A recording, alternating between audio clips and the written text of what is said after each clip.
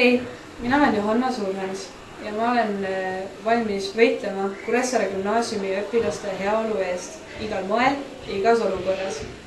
Kui sinul on minusse sama palju usku, siis vali number 10.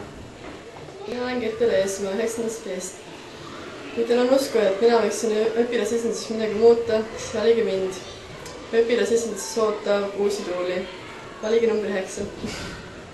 Tere! Mina olen Ain Jonas Toose. Olen 10. C-klassi õpilane ja soovin kandideerida õpilasesindusse. Minu idee on luua parem olukord õpilasele, kes ei peaks viskama taarat põrandale või priikasti. Minu idee on anda õpilastele kõik tehnoloogilised vajadused ja puhtad klaviatuurid. Kui sa tahad oma taarat visata kuskile, mis tooks koolile kasu, vali Ain. Tere, mina olen Rutto Teher, kandidaat number 11. Valige mind, kui teil pole kedagi teist valida. Tere, mina olen Risto Lindmäe 11. B-klassist. Ma arvan, et õpilasesinduse liikmena oskan ma teha hästi kaalutletud ja parimaid otsuseid kõigile. Aga see on kõigest minu arvamus. Kui teie nii arvate, tulge valige 7. kuni 8. oktoobril õpilasesindusse kandidaat number 8, Risto Lindmäe. Aitäh! Tere!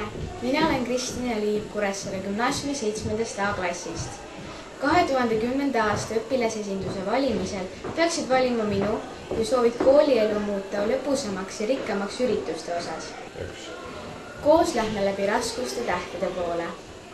Tere, mina olen Kaisa Maiman Kuressaare gümnaasiumi 7. B-klassist. Kandideerin Kuressaare gümnaasiumi õpilasesindusse, sest tahan muuta koolielu paremaks ja veel lõbusamaks. Kui sa arvad, et koolielu võiks olla tõesti veel lõbusam, siis vali kandidaat number 3. Alusta esimesest. Vali vanad traditsioonid ja värsked ideed. Vali õpilasesindusse kandidaat number 1, Silvia.